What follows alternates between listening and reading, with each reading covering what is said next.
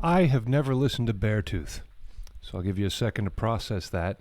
Wait, what? But we're going to watch them today. They recently released a song called Eyes Closed, and I thought it would be a good thing to talk about because I do know of the vocals. I do know of them from students I've taught. So let's check out some vocals, let's see what's going on, and let's break some things down, and maybe I could give you some helpful advice about your voice along the way.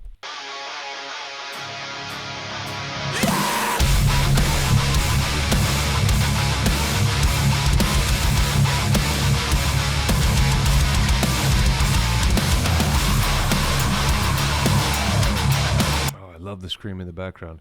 I don't know what I was expecting.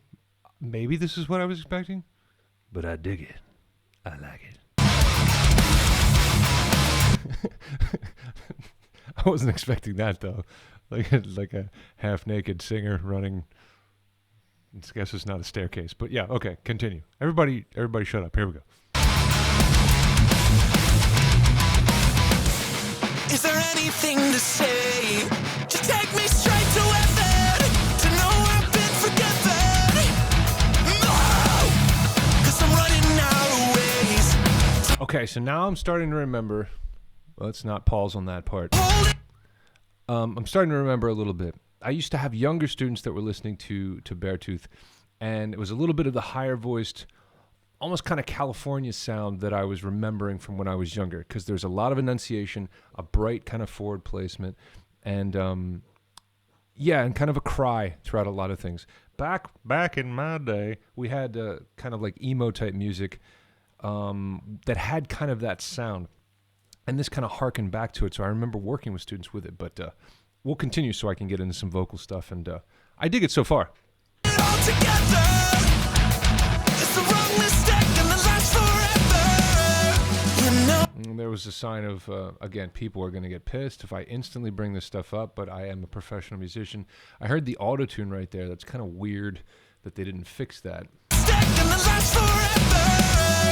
That's forever. It just kind of moved. No, I've tried 1,000 times, but now. So I was just talking about the cry, and you heard that cry in there that he's using. So yeah, it just has that really angsty type of feeling where everything's very desperate, and I can understand that because a lot of the music I've written has a lot of that desperation feeling, but I just don't. I've never aligned as much with the singing like this. Again, there we can hear the production of the vocals that kind of have the very tightened up kind of auto-tune type of thing. Could be a sound that they're literally going for. So again, please know, I am not calling them out for like, oh, they're using autotune. Almost everybody is using autotune. If you listen to A Perfect Circle, Maynard's got autotune on his voice. It's just a tool that's helping people get the desired result faster a lot of times. And sometimes people don't necessarily have control over it. It's production, it's the mix engineer, who the fuck knows. But it is weird when you just hear it literally very tightened and very kind of perfectionistic and not like kind of hidden, if that makes sense. Trying to fly with no halo. Maybe I don't wanna know if I'm gonna lose it all.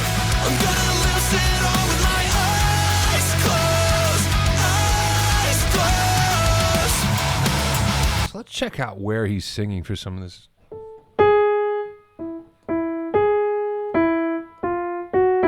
So we have eyes closed, something like that, which is pretty high. But I know he's actually going to be, he's saying a lot higher than that. But I wanted to kind of start checking in, like, what kind of range are we talking about here? And that would be a G sharp 4. Eyes, which is over my bridge. And we just have these little screams in the background. And whoa! These kind of like extra little things to add texture.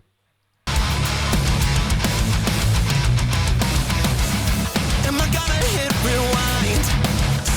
Man, this guy can't keep his clothes on. He's just having a real weird day with that jacket. He's got to take it off. Starting over, never get me closer.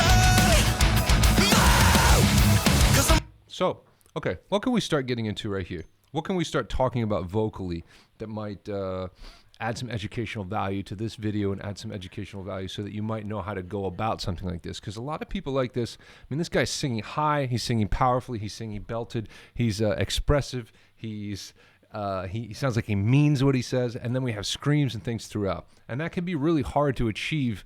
And like I said, with all the students I've worked with, people are like, I want to sound like this. And it's like, well, shit, man, there's a lot of catching up to do. So here's my first part of advice. If you're a singer or you want to be a singer, because I know what that feels like to be like, man, I don't know if I'm good enough to be in front of anybody, or I don't know if I'm good enough to do something like this. I don't even know if I should waste my time. You most certainly should waste your time, because your life is worth living, and these decisions do not have anything to do with anybody else. If you care about this and you want to do it, then do it. That doesn't mean that you might end up on the biggest stage and the biggest arena in the world or whatever, but it's still worth committing to, especially as you get older, because you're going to be like, man, I should have done that. Anyway, that's the first thing I would like to say. Secondly, there's things happening here that are really important to kind of start breaking down and figuring out when it comes to this stuff, instead of just throwing your whole self at it and be like, I can almost sing it, or I can get close to singing it. If you can almost get close to singing it, you're probably not doing a lot of things right, and you're just balls to the wall throwing yourself at it. So I'll start off by first saying, I have a free course that you can download. It's in the pinned comment and in the description if you want to learn more about this stuff. All the things that I wish I would have known first are in that free course. So let's start with that. Coming back to it, we're getting into mixed voice. We're getting into high singing. We're getting into crying on pitch. Crying on pitch was the first thing I learned when I learned how to mix. Other than that, I was just judging myself harshly and trying to sound good, and in that vulnerable state that I'm talking about, where everybody's kind of like, I don't know if I'm good enough to do this. So let's continue, and then I'll start looking for some kind of breakout moments where I might be able to break some of this information down and help you to kind of achieve some of the sound. Waiting for a sign. I need it more than ever. It's the wrong mistake, gonna last forever. That's a good moment there, but it's too complicated, so let's continue. Look, he's floating.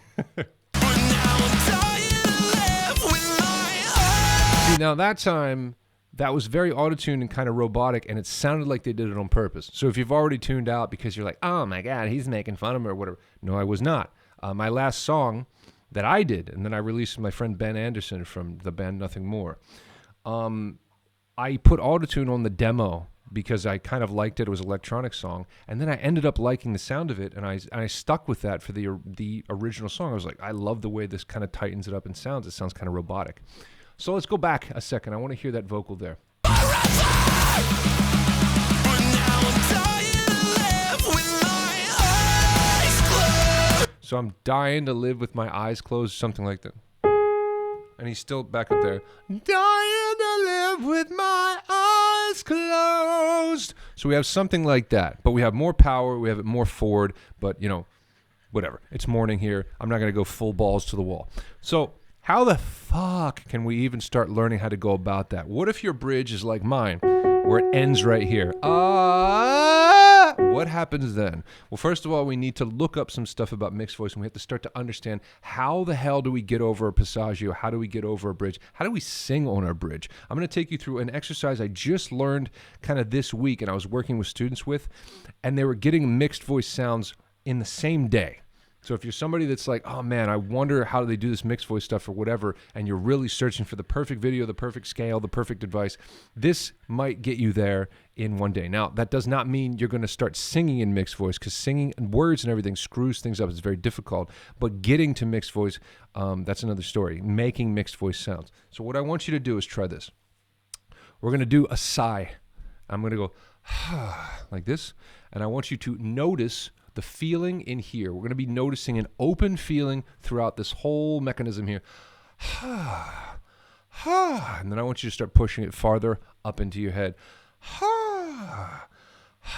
But I want it to be breathy, I want it to be weak, and I want it to be relaxed.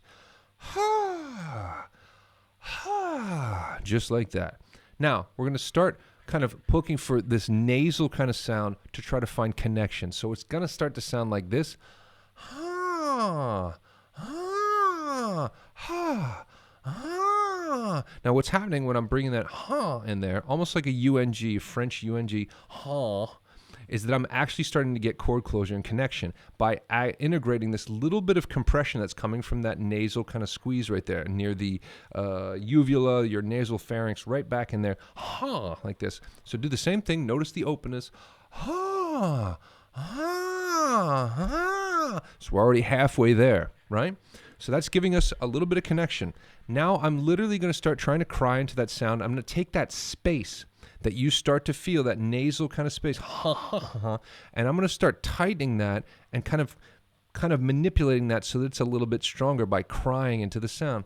Ha, ha, ha, ha, ha,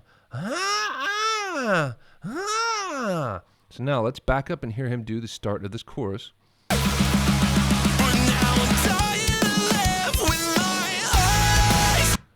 Now I'm dying to live with my eyes closed. Eyes, eyes. We hear that eyes. If I back that off and step it back, eyes closed, eyes closed, eyes closed, eyes closed, eyes closed. That gives me something to push into, and it's just such a tremendous kind of easy way to go about finding this and making sense of it. And in terms of my journey and the years and years of me studying this, man, finding just a little kind of secret like that and being able to tell you about it, I think it's pretty damn cool. Let's continue.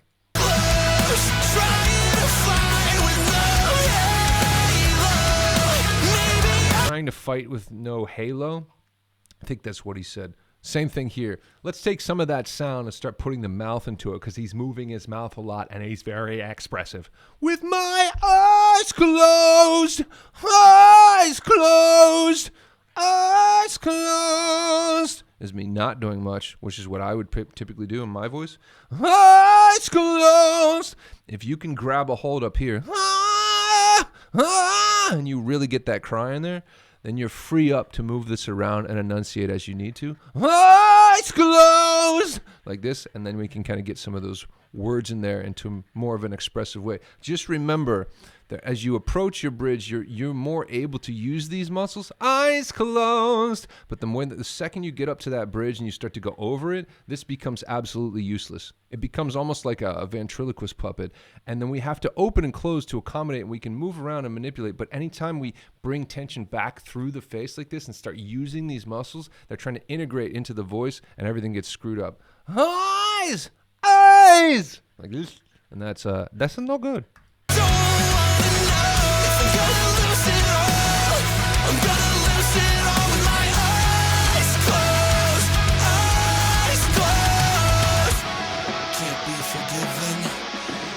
Hold my breath, so close to heaven, all I see is death.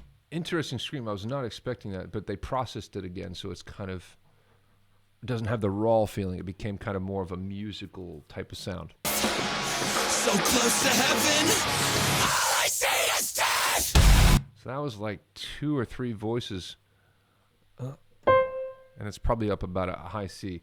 We could break that down, but again, not quite as raw and interesting as I was kind of hoping it would be. But it's musical.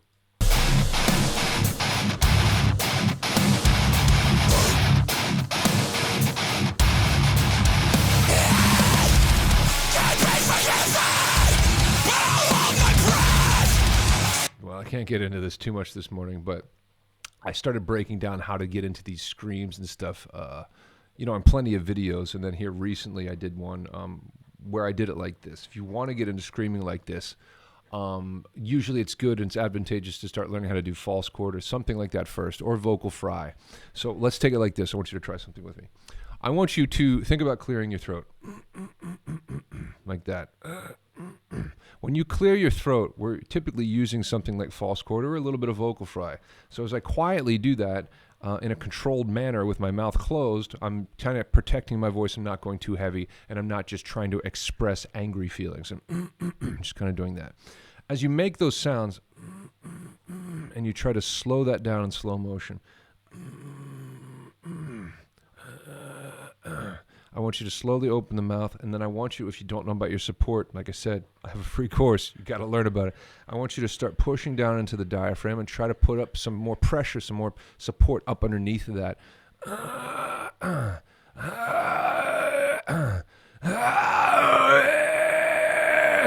So there we have kind of a scream that I'm entering into. So now here he was very high, which can get more complicated, but let's listen to it again. So here I would suggest you opening the mouth like this. And you're really kind of taking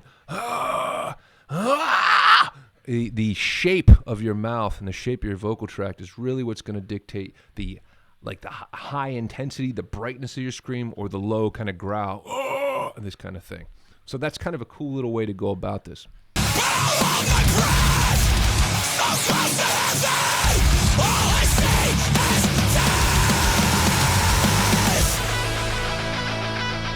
So close to heaven. That was cool, man. It's kind of making me anxious, though, like seeing somebody standing on the edge of a goddamn building, even though it's not real or kind of real or whatever. The hole inside my chest, 'cause giving up is all that I have left.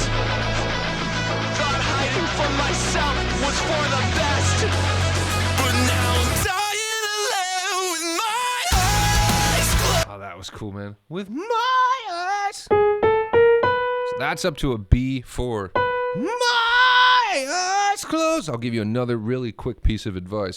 As you learn how to cry into that, and you learn how to hold yourself up here. Ow! Ow! And you learn how to hold yourself in that cry place that we were going over. Then I can learn how to contort and move and maneuver that, because this is all malleable to a certain degree. So as I push that sound back, I can move that backwards and enter into more of a scream. But again, I can't go like this. I have to go and move it back into where my soft palate is and where I'm lifting. If you take your soft palate and you look into a mirror, kind of like this or something, and this is kind of gross, but I want you to try to get that soft palate to raise. If I go, you can't see, but if I go, I'm going to be raising that soft palate to about the highest point I can. And I'm going to take the sound along with me. So you just heard my soft palate there go like this, and then we get it into that position, and then we can much more easily kind of distort and take our voice higher. Right there, dude. How close to the edge is he right there? I don't fucking like it.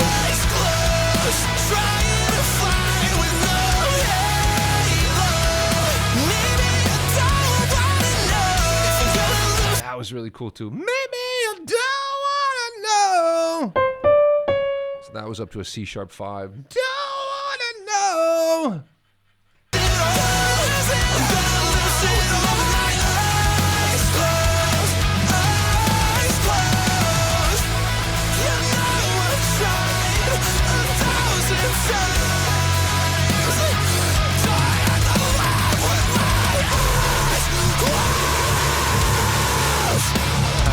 They layered over a low growl there and a high scream at the same time. Did you hear underneath it? That's kind of cool. I dig it, man. There's definitely something that harkens back to some older music in my mind. Like I was talking about, and I don't know how old these guys are, so I'm completely ignorant to all this. But there's a little bit of kind of like that emo type feeling, and a little bit like an old school sound and a new school sound, and like it's cool. Like I dig it. There's also kind of weirdly like a celebratory sound that I'm hearing. Like it kind of sounds like somebody that's victorious. Does that make any sense?